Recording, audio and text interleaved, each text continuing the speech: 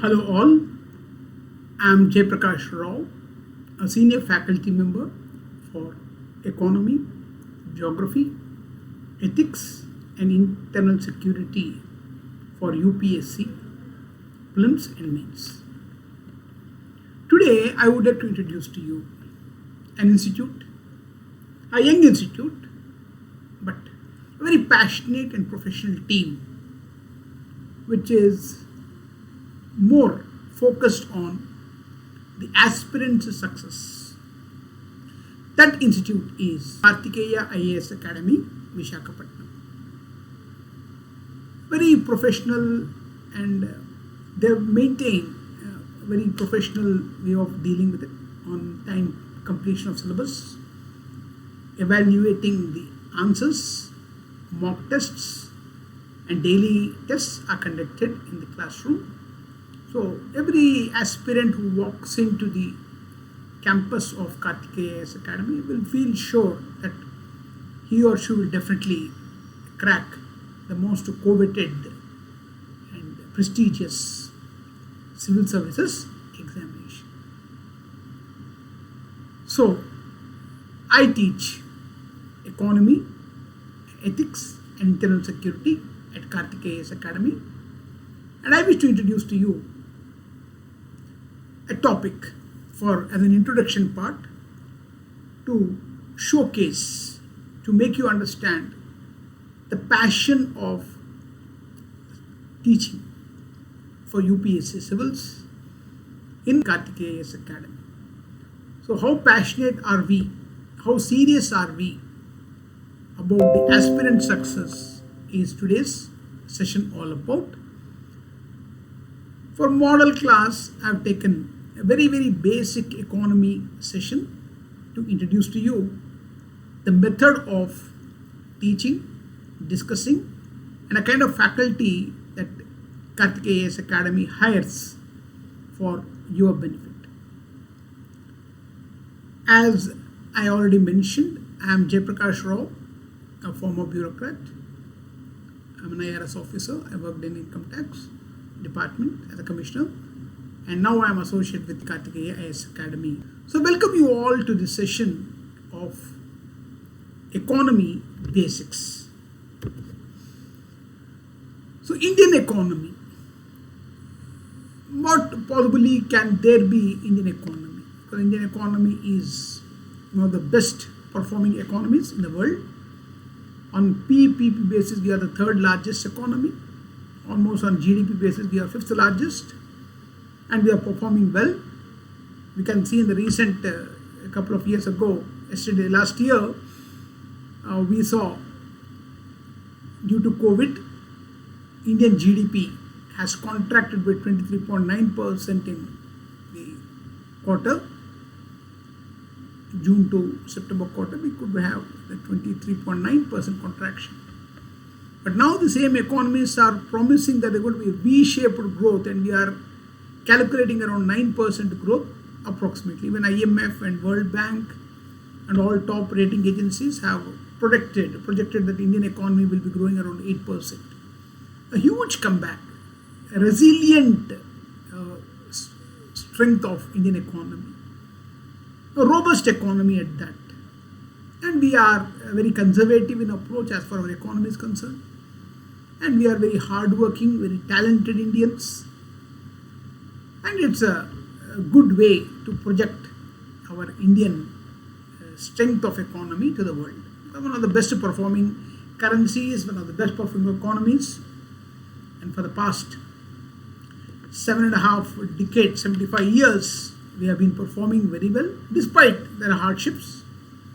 And we have seen the growth as on the momentum in the world. I mean, Indian economy can give another example to the other emerging economies. So I welcome you to the session of Indian economy, and today I'll be taking you through a particular method of understanding the basic characteristics of Indian economy. So what are the basic problems, the characteristics? So what are the qualities that India economy has it, and what are the characteristics that we need to project it, and how do we understand economy? If you have to civil, you have to sit for exam called civils. Economy is there almost everywhere. It's there in prelims, it's there in the mains, it's there in the your personality test, the interview. We have economy-based questions. And public policy, public administration, governance, an integral part of geography, we have economy. The economy is almost an internal aspect of every subject we study, barring some technology subjects like sciences and all. Otherwise, the economy is the lifeblood of civil services. So without economy and having a sound knowledge in economy, we cannot succeed in UPSC. That has been proven many a time. But even for public policy, as I told you, governance and all, economy plays an important role. Even political economy you call, that's where economy plays an important role. So let me take you to the basic aspects of Indian economy.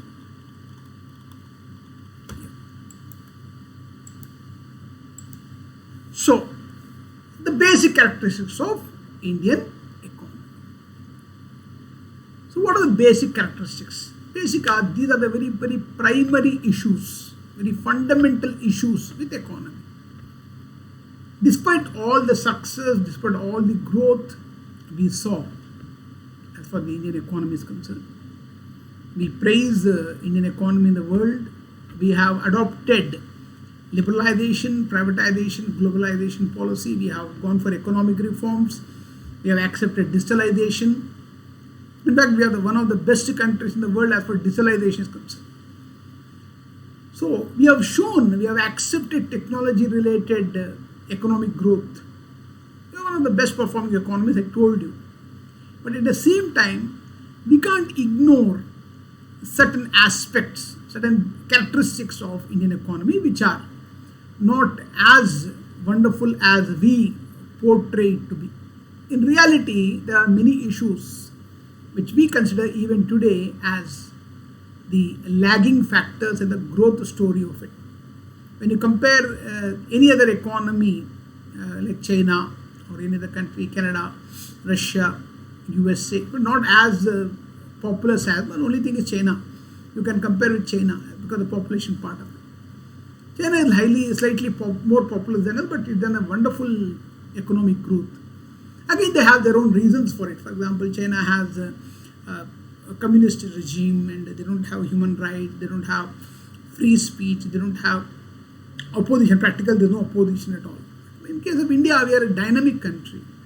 We have fundamental rights, we have opportunities, we have aspirations. So there are a lot of growth story related to, but despite that, before we start learning economy, we should understand the basic characteristic of Indian economy. What is that? Number one, it is low per capita income. So in a simple terminology, per capita income, per head income. This figure, I think roughly around we works out to $2,200 US dollars per year, per person, per head. The very good per capita, per head. So how do we derive this figure? By dividing the population by the national income by the population. Total national income earned by the country divided by the population we get.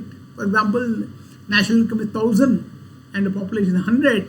So we get around 1,000 by 100 is 10. So per capita is 10. So we can say that.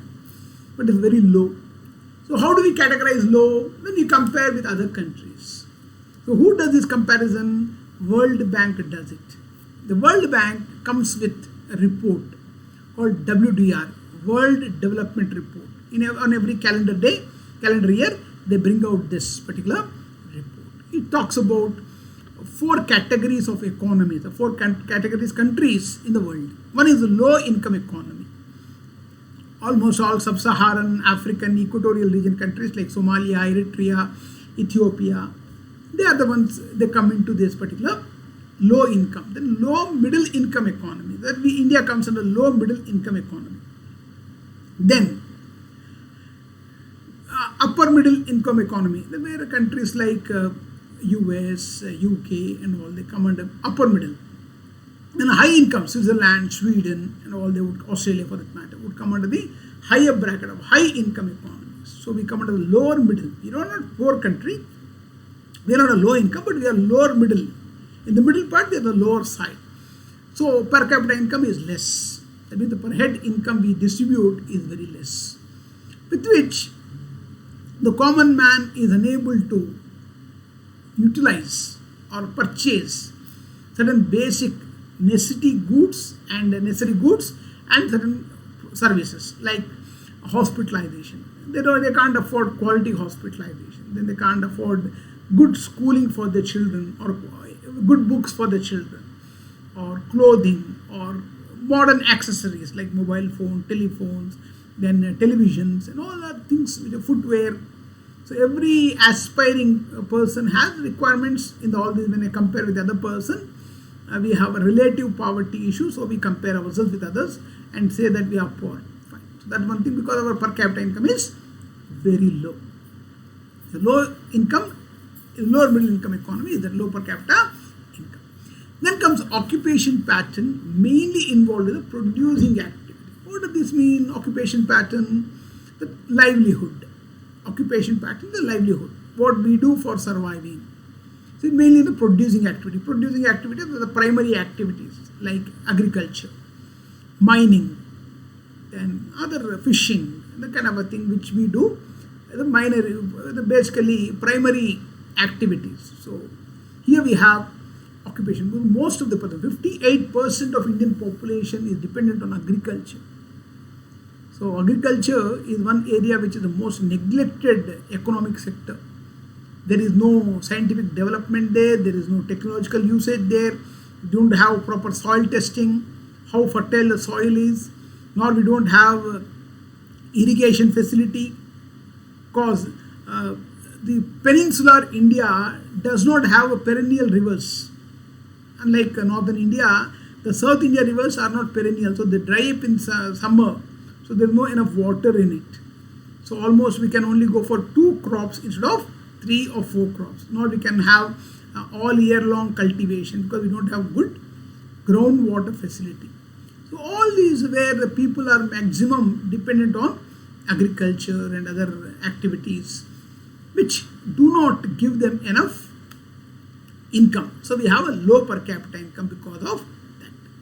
So that should be strengthened, augmented by new policies. The government can come with a new agriculture policy where people get better remunerative prices for their efforts. And third, and one of the serious problems of economy is heavy population, the population effect on economy.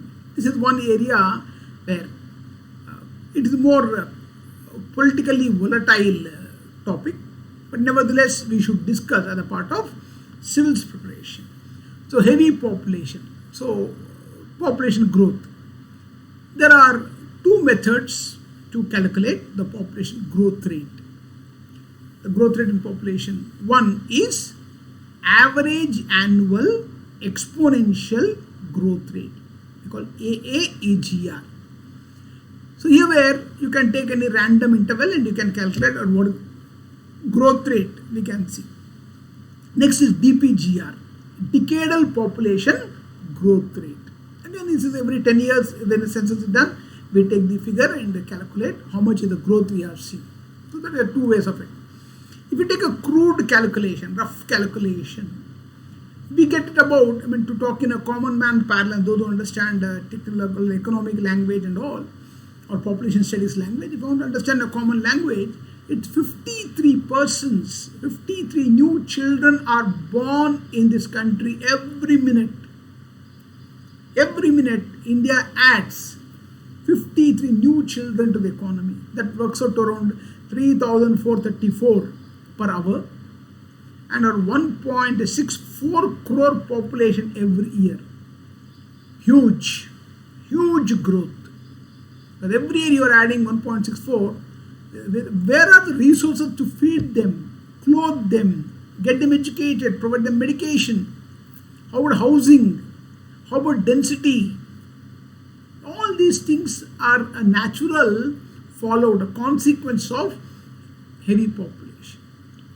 So we need to study the population studies, how the population growth can be there, and what are the government policy to control population growth, family planning we can call it, educating people, and all the more In this issue, one has to learn about gender sensitivity and female literacy. Female literacy is one of the major solutions for this population, because a woman should know or should decide when to conceive a child, or to what extent or how many children can she give birth to. Because her decision, it should be purely her, because that's possible only when she is educated, she is literate, she is knowledgeable. But even today, many families associate this particular decision with a family number. They want more children for a family. And we also have a social stigma of having a son, the male child to a couple. Till the time they keep on producing and the female children are born. So it's become a burden on the society. So this kind of a social aspect, the cultural aspect, and producing children for their future, they can work as labor in their farm and all, is also a very common practice in India. So that is one area we need to learn more about in the civil preparation. Because one question on population growth rate is considered mandatory in UPSC, either in prelims or mains. One question is almost there every year. So to make us understand, especially the civil servant, who are all going to be a policy makers and policy, you're going to implement a policy, we should be fully aware of the repercussions of heavy population. Then, chronic unemployment. Chronic unemployment, as the word suggests, there's unemployment, people don't have an opportunity to earn livelihood, and this problem is chronic. Chronic in a sense that it take long time to get cured. Whenever the chronic diseases like asthma, tuberculosis and all, we call them chronic diseases. Chronic, it takes long time to get cured. So chronic unemployment is a major issue. I'll put it in a simple language for you to understand it. Let's say, hypothetically, India produces 4 lakh engineers every year. Out of all the universities, 4 lakh engineers pass out every year. So all these 4 lakh engineers in the country are looking for some kind of a job. Because they are educated, they are technocrat, they are technically sound people, they are looking for a job. Software engineering, construction industry, machines, all these electrical, chemical engineers, all look for a job. But all put together, government cannot meet the demand for jobs. So out of 4 lakh, only around 2.5 lakh engineers are absorbed across country in different streams. So 1.5 lakh engineers or engineering graduate are left without employment. So their underemployment happens. I mean, they have the potential to do an engineer's job, but they chose to become something else that they don't find a suitable employment for about their quality or their talent. They become Uber cab drivers. They become Swiggy and Zomato food delivery executives. For that, any 10th class pass out or 12th class pass out can do, but what to do? They need to run the family. They need to survive. So they do some odd job. So this is called underemployment. It's a chronic unemployment situation where when high educated person may come, the lower educated person may not get any suitable job. So this is the cascading effect of employment. That's an unemployment in India. It's a very serious problem, we should know. Then unequal distribution of income. Yeah, this is one area when compared to other countries, it is more starking in India. It's serious in India because unequal distribution. The whole income is not divided proportionately among the different classes. Highly educated and corporate jobs, white collar jobs, they get highly paid. For example, banking officers, bank officers, or civil services for that matter, or all these top level who are highly educated get better paid. Little less educated, they get lesser money or the income. So there are different variations you find in society about the employment opportunities and also the income that is not proportionate. The other reason why we find it is,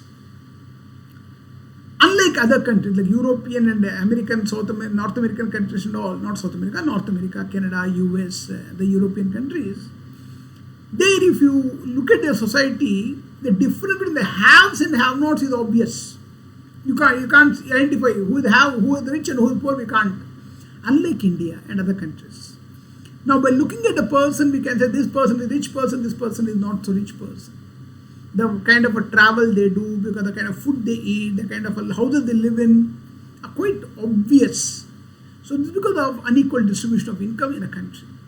Now, many planning situations have come where many things have come to improve the living conditions of the people, but still there are slums in the country, there are backward areas, tribal areas, rural areas where there is no development. So distribution of income is lopsided in this country. Then low rate of capital formation. This is another area where we call it lack of industrialization. A man who has enough money, about 100 crores or 200 crores or 150 crores, something like this, is ready to invest in a business.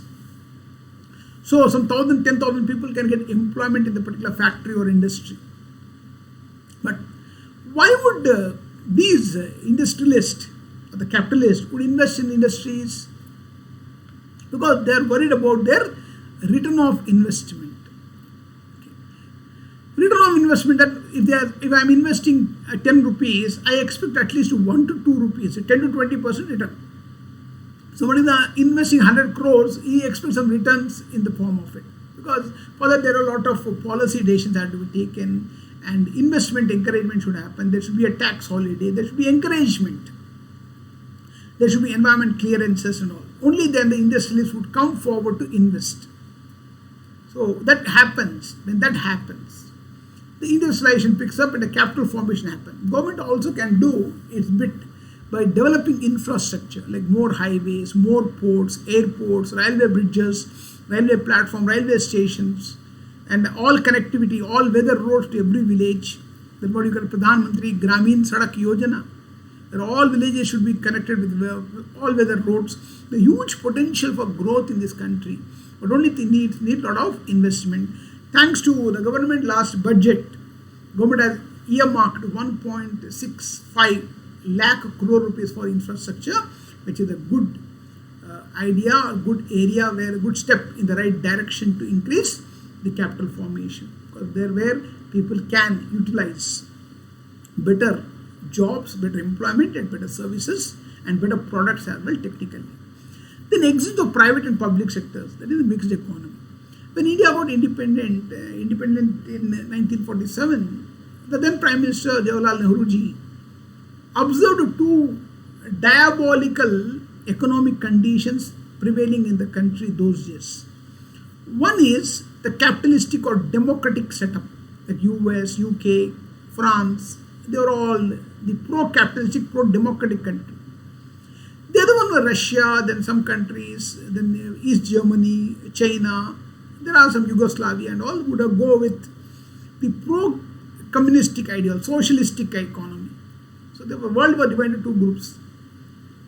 So the third world countries, the countries which emerged after the Second World War, are called third world countries, like India.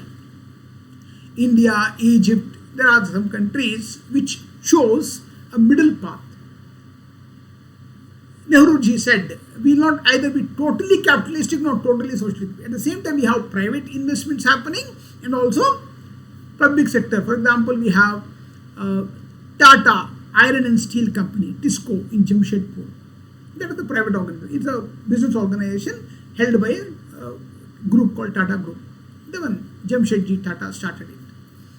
Then other side, we started our own steel plant like Bhilai, Rourkela, Durgapur, and all this. We started steel plants. That is with the government. Those we have Steel Authority of India Limited on one side.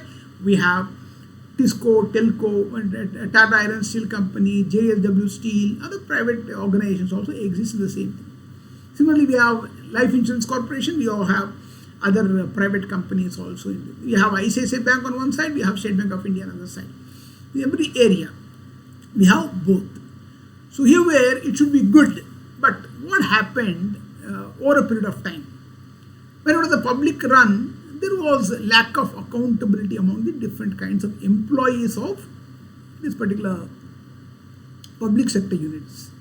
So they suffered, because whether or not we worked, my only criterion to get salary is my attendance in a register or my fingerprint in a biometric. That's it. Then I would get my salary end of the month. So why would anyone put hard work and all, unlike the private organizations? So the attitudinal change brought about a lot of losses and become a heavy burden on the economy and became losses. The government had to absorb a lot of loss of these organizations. They become white elephants. The government want to disinvest. So we have a DPAM department which is looking into disinvest, like Air India is being disinvested. A couple of banks are being privatized. Then HPCL, other organizations, Dredging Corporation. So all government organizations are slowly becoming privatized so that the efficiency can be brought back, so the economy can pull. So that is where the mixed economy is. That's one area where again disinvestment policy is. It's always a current affair topic for next few years to come. At least next 5-6 years, I see disinvestment is going to be a major topic for economy, as for how government is going to bring or control the fiscal deficit in the form of disinvestment. Then low standard of living. This is one area, it is there existing in India since long. One is the social attitude, second is underdevelopment in certain areas. Rural India hasn't developed. So is tribal India. Only certain urban areas or metropolitan cities have seen some development. Even in metropolitan cities, there is a very pathetic state. Right? For example, India can tell the world that India has one of the largest slums on the planet, Dharavi in Mumbai. The largest slum in the world is in India. So look at the pathetic living condition. There is no hygiene there, there is no drinking water, there is no washroom for including women. Okay. Then there are no sanitation, there is no proper street lighting, and all these conditions exist. The standard of living is low because of unemployment, poverty, and all the reasons for it. Government has done its bit effort in putting to bring about change in the attitude, but still there are many areas which need huge development as far their economic conditions concerned, come out of it and try to live in a hygienic places. Because during COVID, Corona in Mumbai, we saw Dharavi was in the news because the density is very high and living conditions are pathetic, and all these have affected a low standard of living in the country. An average level of technology. Average level of technology is where, okay, to some extent we can say that we have done wonderful in information technology, mobile technology, artificial intelligence, then space technology. We have done a wonderful satellites. In defense technology, we have improved a lot. We have armament, we have missile technology, everything, fine. But at the same time, look at the other side of the picture. Even still in India, we are not following better practice as for agriculture is concerned. Agriculture implements are concerned. Soil testing is concerned. Then using fertilizer, proper fertilizer is concerned. We are not clearing effluents in rivers. Even rivers are being dirtied by leaving effluent. Our environment standards have been very pathetic state. Our air pollution, noise pollution, and all these are soil pollution are all very high when compared to international standards. So this is where our technology should improve to make our environment cleaner, greener, and our agriculture productively, remunerative. Prices are available for our farmers. They are able to produce better food grain, more food grain, and there should be better way of traveling by less pollution, which can harm the environment, and we should have better technology for schools. So recently, when we did a survey about the online education, many students tell us that they have only 1 GB or 1.5 GB per day. That would be sufficient for about an hour's class. So how will the students who do not have access to better technology like wireless technology, Wi-Fi, internet connectivity and all, which is not penetrating. So they are the students who are in the losing side. So that should have been the case in the case of Indian economy. I tried to put Indian economy, the basic characteristics in a nutshell, in a small 20-25 minutes video. I tried to explain to you, but this is a kind of, I'm just trying to showcase how Sri Karthikeya IAS Academy tries to impart knowledge to the students. Our passion